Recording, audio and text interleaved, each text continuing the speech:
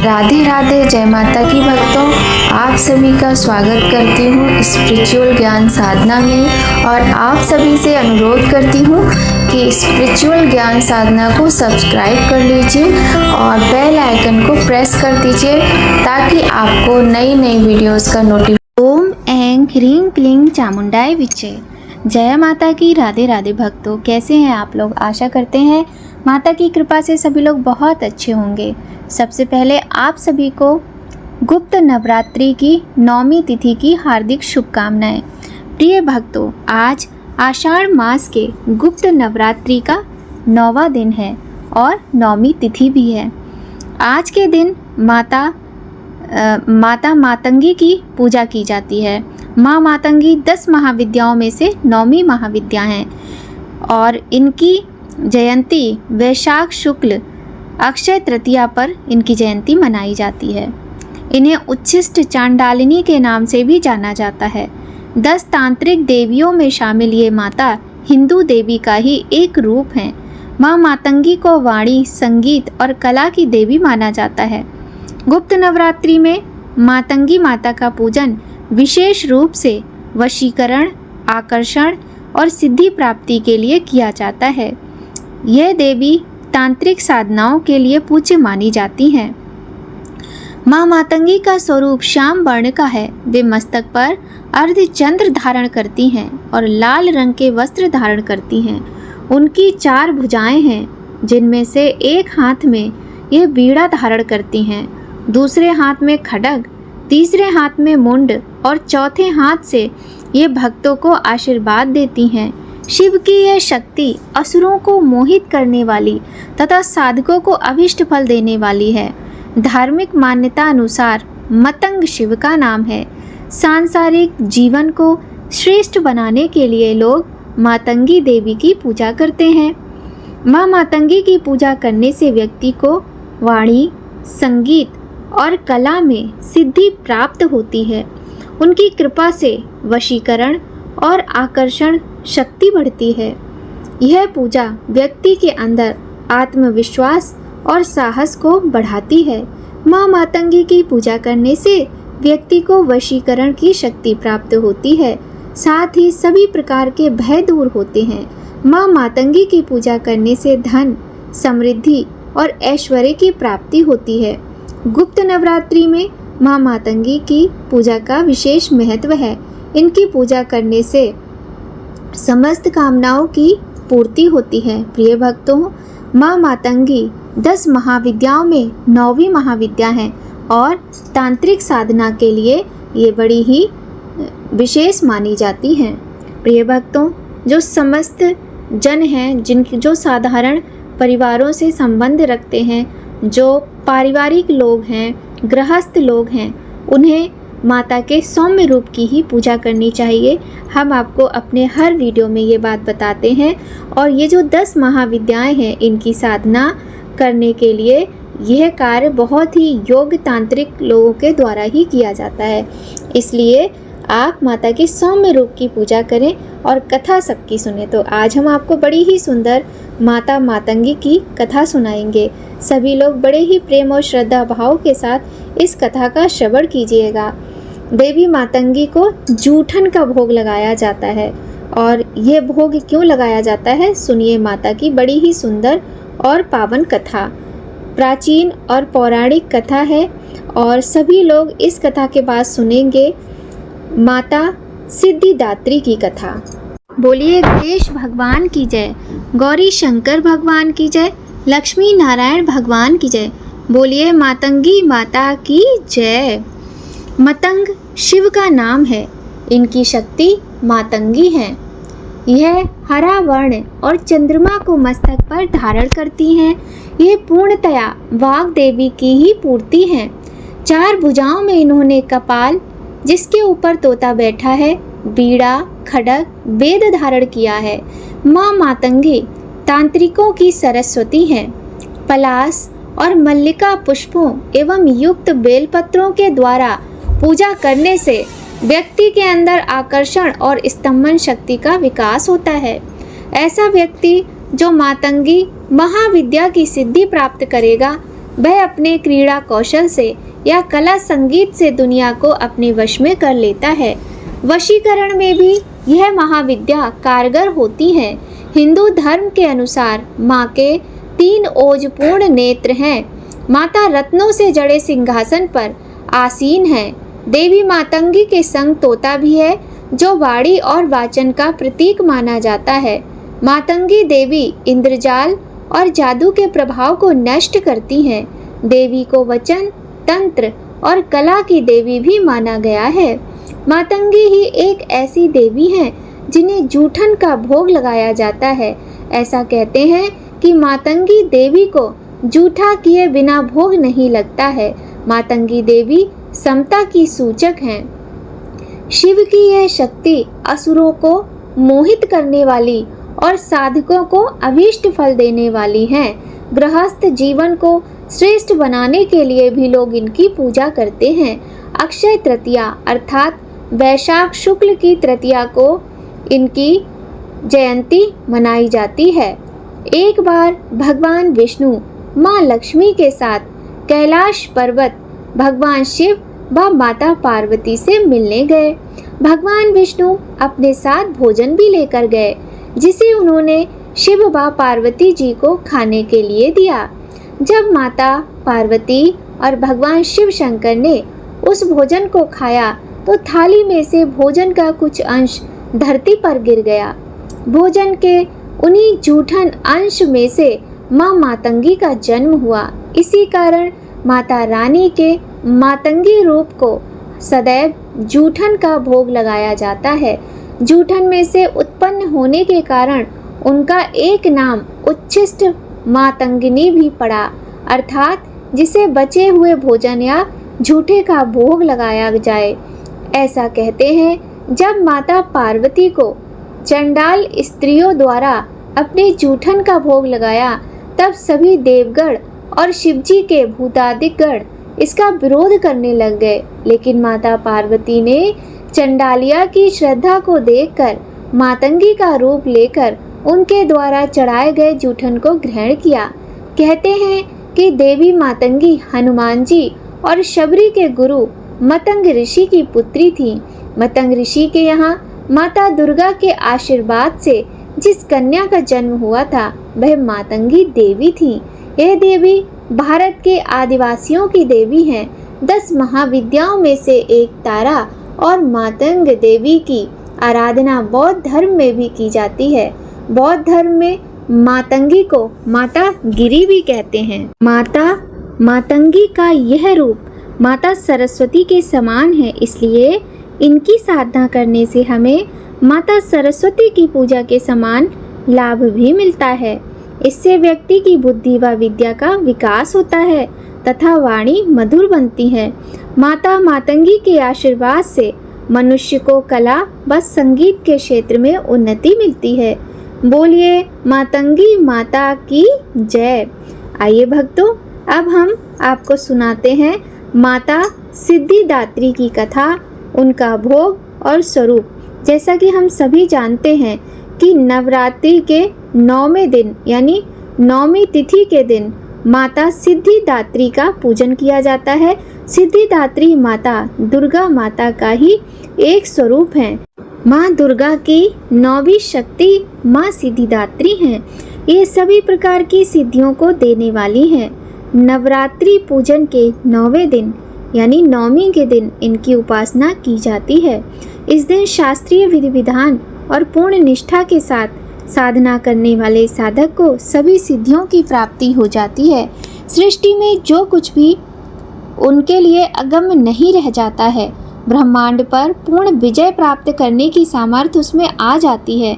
मार्कंडेय पुराण के अनुसार अणिमा, महिमा, गरिमा, लघिमा, प्राप्ति, प्राकाम्य, ईशुत्व और वशित्व ये 8 सिद्धियां होती हैं।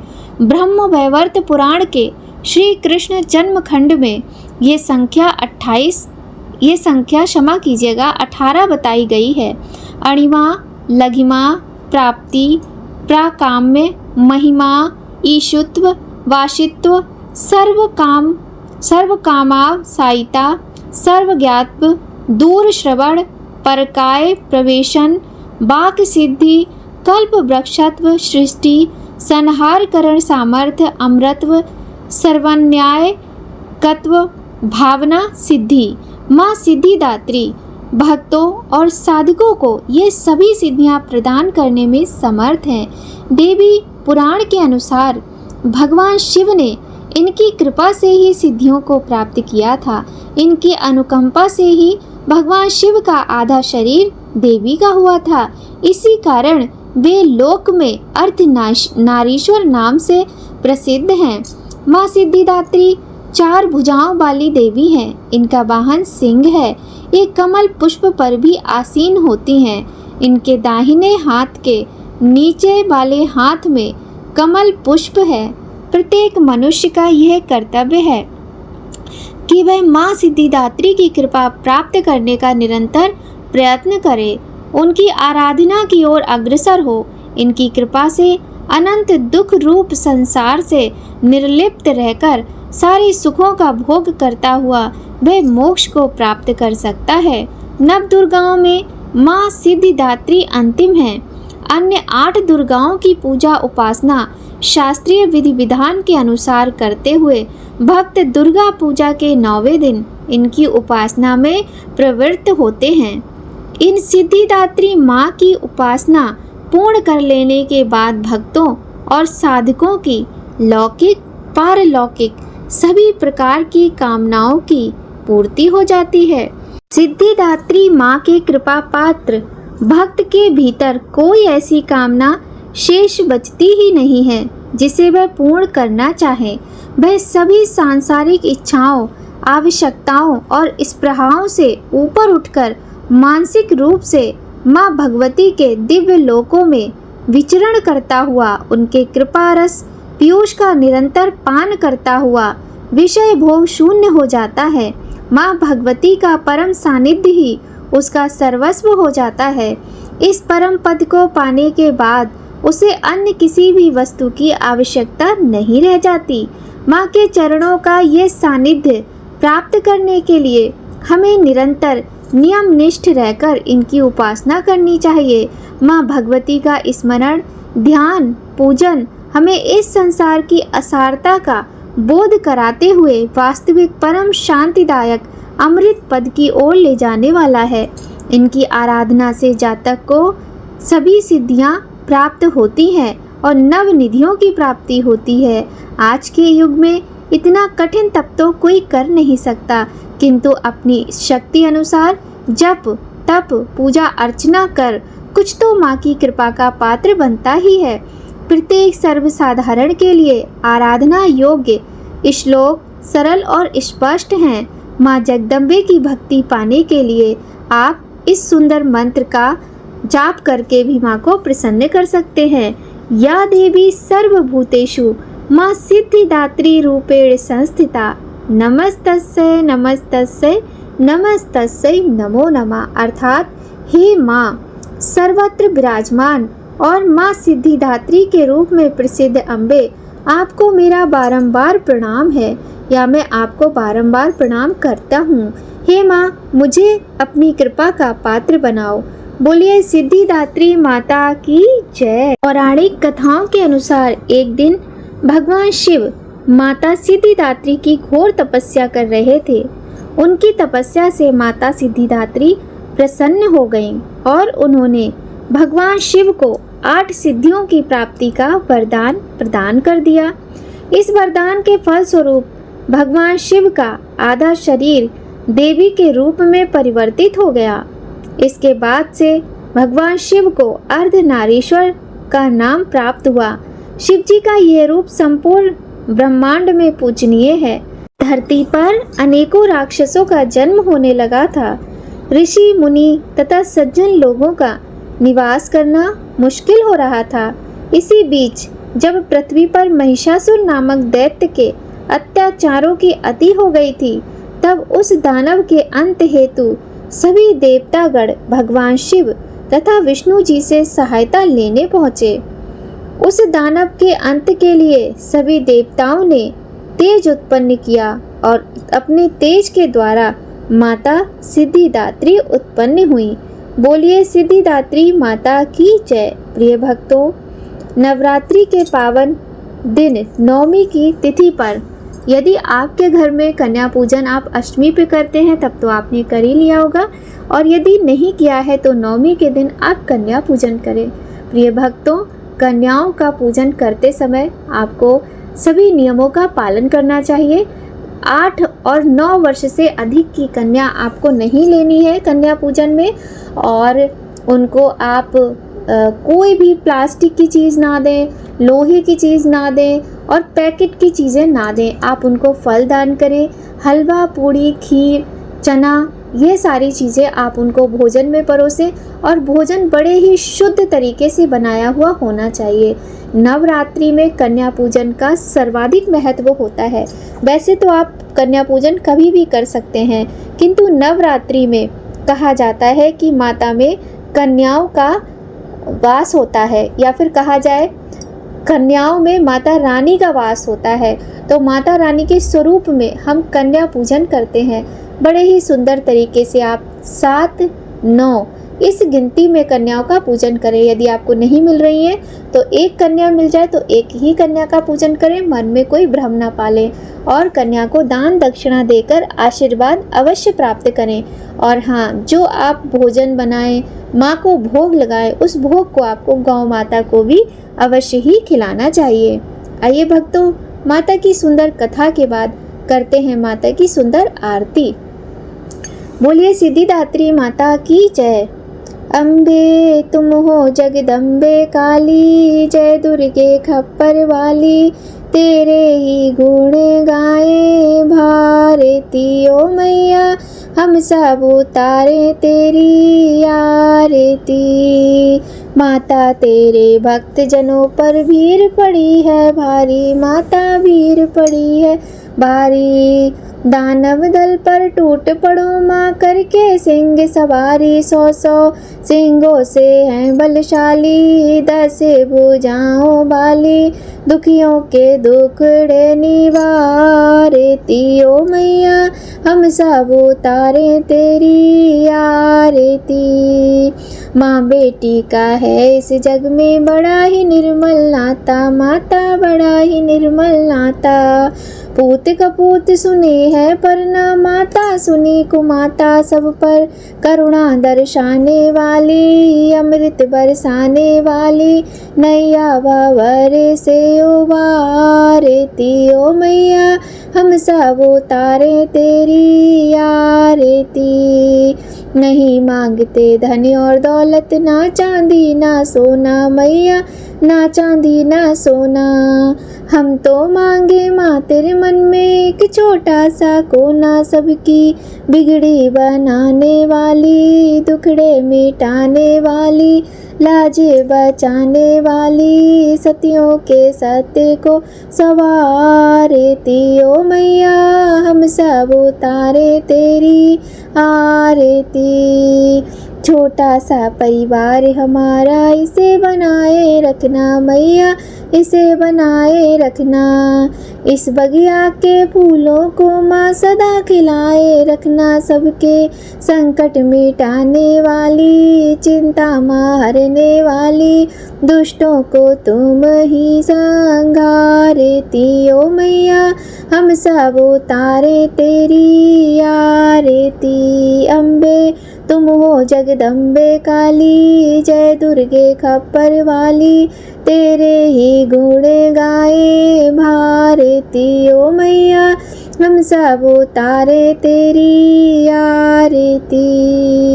बोलिए अम्बे मात की जय, बोलिए दुर्गा मैया की जय, बोलिए शेरा वाली माता की जय। प्रिय भक्तों, इस प्रकार से माता का पूजन, कथा, आरती के बाद हमें माता से अपने सरल शब्दों में क्षमा प्रार्थना अवश्य करना चाहिए। प्रिय भक्तों, आपसे एक प्रार्थना है, एक निवेदन है कि सभी लोग, चाहे हो स्त्री चाहे हो पुरुष, सभी को एक दूसरे का सम्मान करना चाहिए। और देखिए, जब हम अपनी माता का सम्मान करते हैं, अपनी बहन का सम्मान करते हैं, तो हम जो बाहर की स्त्रियां होती हैं, जो हमारे मतलब रिश्तेदार भी नहीं है, जिनको हम जानते भी नहीं है, कहने का तात्पर्य जो समाज में हमारे संसार में स्त्रियां हैं, उनका सम्मान हम क्यों ना करें, क्यों उनको हम गलत नज़र से देखें, क्यों उनके प्रति हम गलत शब्दों का प्रयोग करें। तो इस प्रकार से नहीं करना चाहिए। समस्त स्त्रियों को सम्मान की दृष्टि से देखकर सम्मान ही देना चाहिए। और ये सारी जो बातें हैं ये हमारे घर से ही शुरू होती हैं। जब हम अपने घर के बच्चों को ये सारी बातें बचपन से ही सिखाते हैं तो कहीं ना कहीं वो सीखते ज़रूर हैं। भले ही वो, हम लोग कहते हैं ना कि बच्चे बाहर जाते हैं और बाहर से सीख कर आते हैं, बाहर बच्चों के साथ वो रहते हैं, बात बिल्कुल सही है। जब बच्चे थोड़े बड़े होने लगते हैं तो वो बाहर के लोगों से सीखते हैं, लेकिन वो सबसे ज़्यादा जब सीखते हैं तो वो अपने घर में ही सीखते हैं। भक्तों, आज की वीडियो में बस इतना ही। आज की वीडियो आपको कैसी लगी कमेंट करके ज़रूर बताइएगा, और यदि आपको अच्छी लगे तो लाइक करना बिल्कुल भी मत भूलिएगा। आप सभी भक्तों पर माता भगवती की कृपा सदा बनी रहे। आप सभी लोग स्वस्थ रहें, प्रसन्न रहें, आप सभी के बिगड़ते हुए काम बन जाएं, आप सभी की सभी इच्छाएं पूरी हों। माता सभी को सद्बुद्धि प्रदान करें, सभी को सद्ज्ञान प्रदान करें, सभी की मनोकामनाएं पूर्ण करें। इसी कामना के साथ भक्तों, जय माता की। राधे राधे।